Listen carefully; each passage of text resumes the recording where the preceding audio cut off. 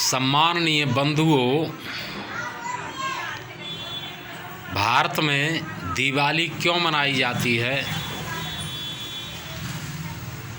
यह आर्यों का, हिंदुओं का एक सांस्कृतिक धार्मिक त्यौहार है, उत्सव है।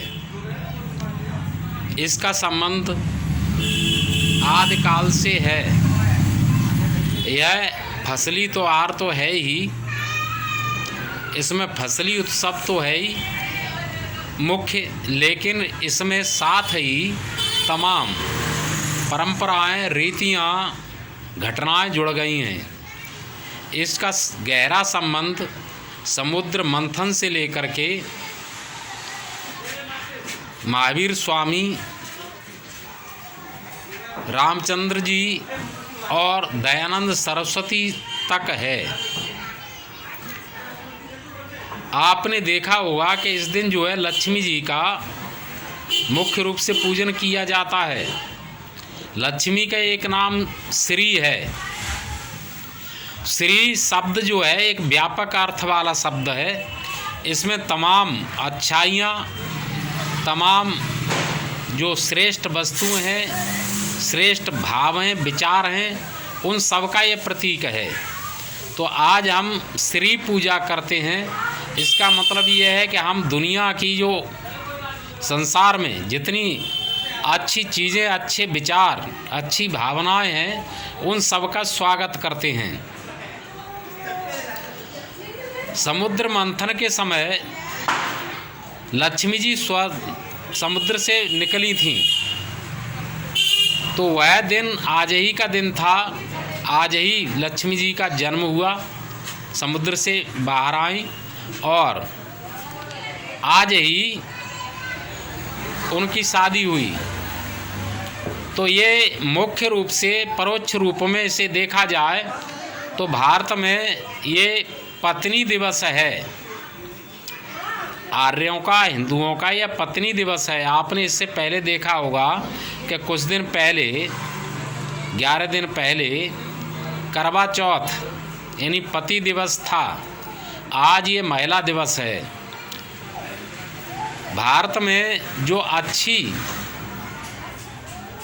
बहू होती है उसको गृह लक्ष्मी कहा जाता है।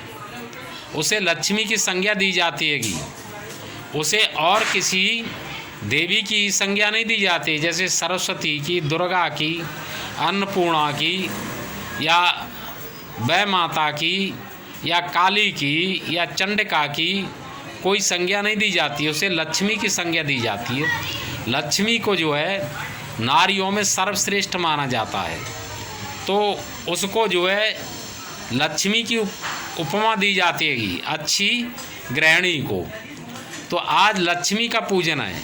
जगत लक्ष्मी, जगत माता लक्ष्मी की पूजा के बाद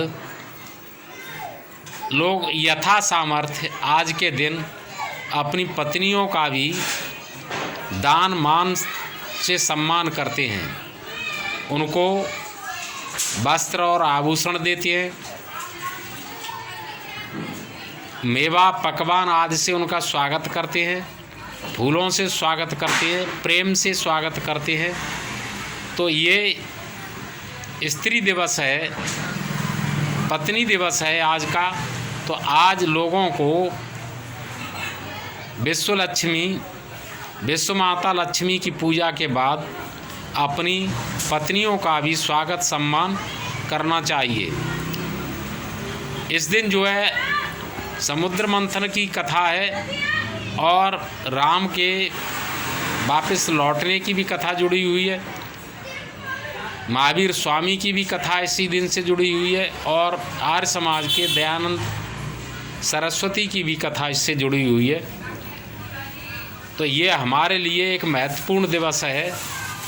भारत में सबसे ज़्यादा, हिंदुओं में सबसे ज़्यादा जो त्यौहार मनाया जाता है वह यही मनाया जाता है। यह एक पर्व होता है, उत्सव होता है जो 5 दिन चलता है। यह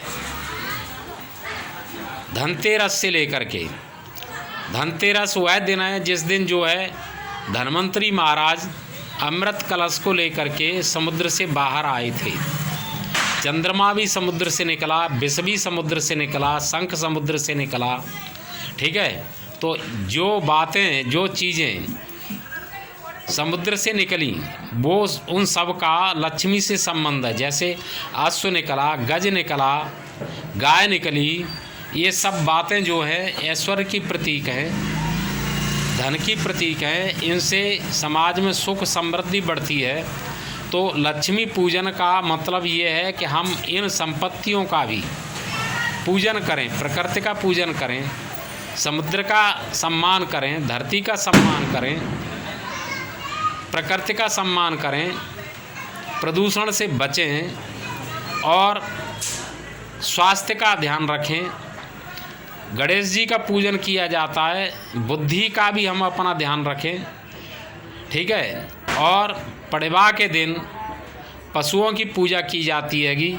तो हम अपनी जो पशुधन है, गौधन है, इसको जो है गजधन है, बाजधन है, इसका भी ध्यान रखें। और दूज के दिन, यह भैया दूज के नाम से प्रसिद्ध है। इसमें यह बताया जाता है कि यह भाई बहन के प्रेम का त्यौहार है। यमराज की बहन यमुना अपने भाई को कई बार बुलाया, लेकिन उन्हें व्यस्तता के कारण समय नहीं मिलता था। इस दिन वो अपनी बहन यमुना के पास गए तो उनकी बहन ने अपने भाई का स्वागत किया, बड़ा अच्छा स्वागत किया। तो उसके बाद जो है यमराज खुश हो गए और उन्होंने कहा कि बहन तू वरदान मांग, क्या मांगती है? तो उन्होंने, यमुना ने कहा कि आप मुझे वरदान देना ही चाहती हो तो यह वरदान दो कि आज के दिन जो भाई बहन यमुना में स्नान करें और जैसा मैं आपसे प्रेम करती हूँ, आप मुझसे प्रेम करते हो, वैसा ही प्रेम करें तो उन्हें अकाल मृत्यु का भय न हो। तो यमराज ने उनको यह तथास्तु कह दिया कि ऐसा ही हो। यह वरदान यमुना को दे दिया। तो यह कथा भी प्रचलित है।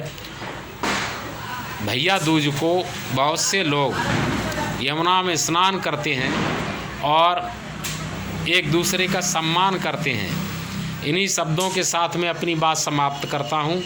यह हमारा बड़ा पर्व त्यौहार है। इसे प्रेम से, भाईचारे से, सम्मान के साथ मनाएं। इसमें जो बुराइयां हैं, जैसे जुआ खेलना, कुछ लोग शराब पी लेते हैं, तो कुछ और उल्टे सीधे काम करते हैं, तो कुछ बेतहाशा पटाखे छुड़ाते हैं, इनसे प्रदूषण फैलता है।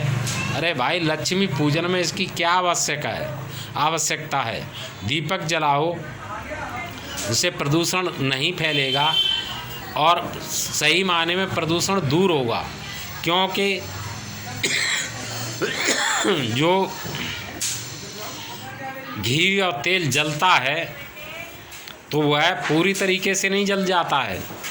उसके कुछ कण जो होते हैं, उसके परमाणु वायुमंडल में फैल जाती हैं और वायुमंडल में फैल करके वायुमंडल में जो दूषित हवाएं होती हैं उनको, उनके कणों को वो अपने आप में चिपका लेते हैं और उसे धरती पर ले आते हैं। तो इस प्रकार जो है घी और तेल के दीपकों से प्रदूषण कम होता है, पटाखों से प्रदूषण बढ़ता है। जय हिंद। आप सभी को नमस्कार।